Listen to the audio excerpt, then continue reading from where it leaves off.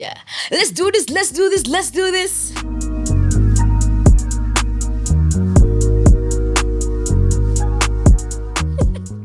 I'm so random. I love it. Hey guys, it's Nikki Shilingi. Welcome to Me versus Me, where we're all about bettering ourselves and being the best versions we can possibly be. Today we are talking about filling your own cup. Guys, first of all, disclaimer, I'm like all wrapped up. Nairobi is too cold. Nairobi is too cold. So when you see us even shivering, just bear with me. Bear with me. I need some chai. I need some tea. Anyway, we're talking about filling your cup. And majority of us will always fill other people's cups and never go back to fill our own cups. So today, your sister in Christ is here to tell you, my dear, my love, my achologo. I'm not Nigerian. Just beg, you know what I mean. But fill your cup. I beg, please fill your cup. And when it comes to filling your cup, fill your cup to the brim when it overflows. I sound so Ugandan, and I love it. When it overflows, the excess is what other people get. The mistake everyone makes is they give everyone what's in the cup. No, I should fill my cup so much that what's pouring out is what everyone else will get. It sounds selfish, but it's wise. It's gonna help you. And when it comes to filling your cup, what does this mean? Loving yourself. Same thing that we've been talking about, forgiving yourself, learning new skills, doing the hard things. We always run away from doing the hard things. So once you start doing the hard things, it can even be a course unit, or meeting this person, or addressing this issue, or actually just going to the gym, hitting it, seeing results. Do the hard things. Whatever is hard to you, do it. Because you start training your brain and rewiring your brain that, there's some certain dopamine you actually experience that, what? This actually wasn't really hard. I just broke it down and I accomplished it. So you start trusting yourself. Another way you fill your cup is by trusting yourself. And how you trust yourself and gain more confidence is by following up and actually doing what you said you will do. If I said, Nikki, you're going to wake up to every single day from January to December at 6 a.m. Wake up at 6 a.m. Don't wake up at 5:30, start saying, okay, fine. Maybe I can sleep in. Life is short. You guys, YOLO, man. People are dying. Please, people still continue to die. But how do you actually respect yourself and stick to your boundaries? Stick to your routine. Stick to your schedule. So now, if it's something I'm continuously doing, waking up at 6 a.m. is actually not a burden for me anymore. That I know it's just like a what? And I know, because I always say this, always ask yourself why. Why am I waking up at 6 a.m.? Because if I wake up at 6 a.m., I'll have more time to prep, I'll have more time to pray, I'll have more time to journal, I'll have more time to do all these other things and get ready. By the time I'm out of the house, maybe 7, 8, you've finished all the other things you're supposed to do before you actually, for maybe most of the day.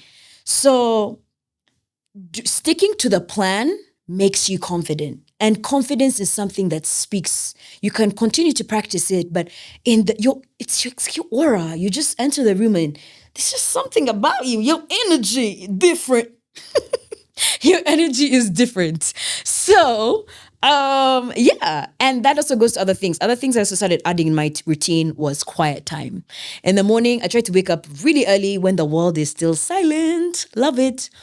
And I have a lot of quiet time. So I started with 5 minutes. I met a counselor, a psychologist actually some time back. And she said, start with like 30 minutes.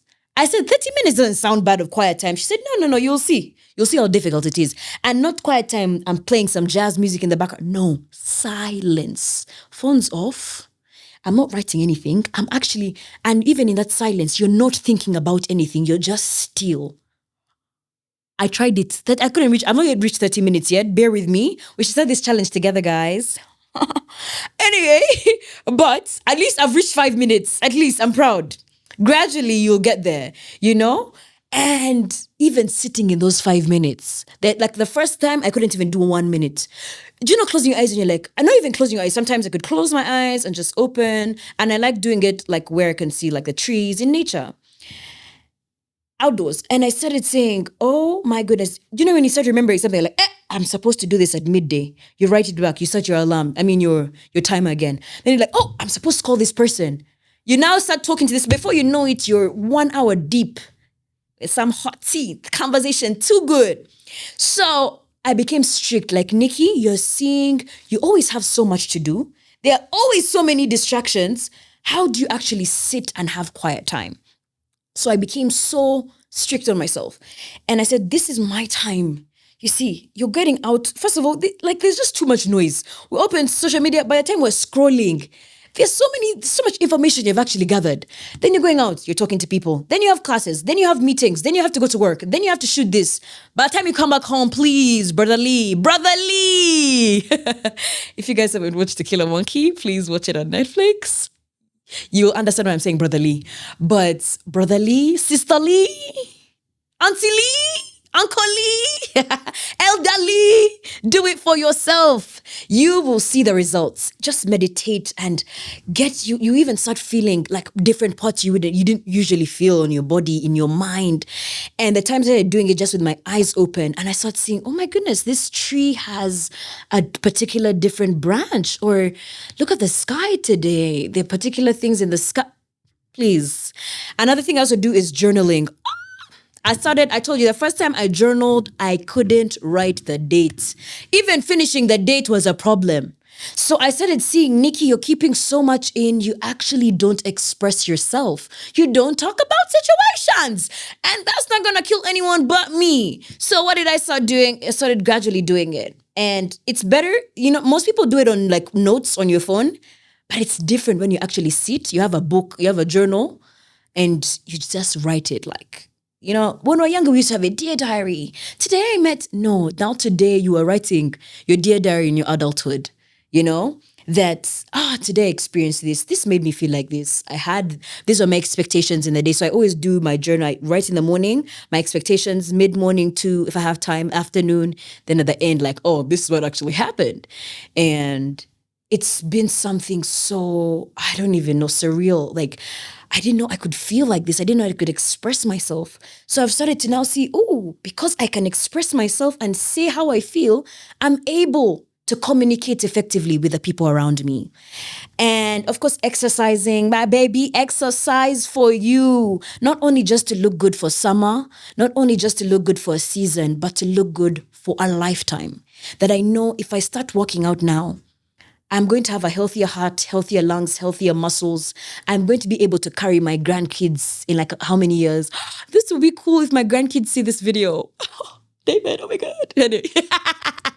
That would be so cool, guys. David is in the studio, the #1 director and producer. And yeah, it's just like, you get to see it and you're just like, I'm doing this for Nikki, the Nikki of like 100 years from now, of 50 years from now, of 30 years from now, of 10 years or 5 years from now.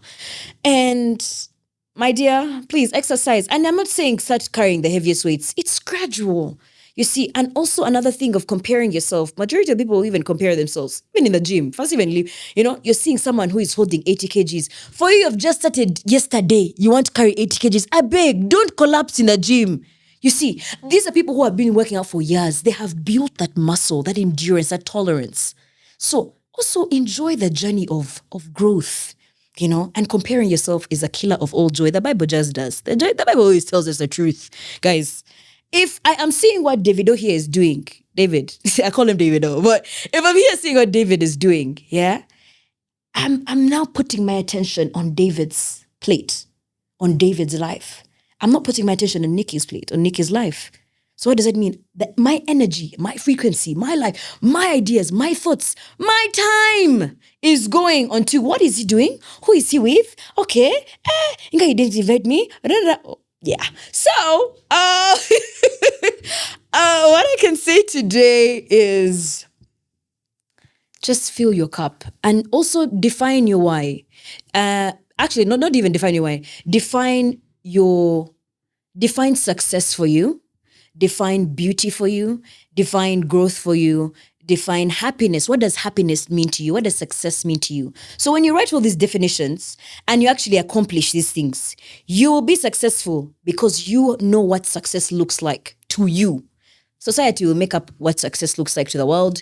Friendships, go your famous content creators, whatnot. So what does it mean to you? So that you know you are winning your own way, that it doesn't have to make sense to anyone else.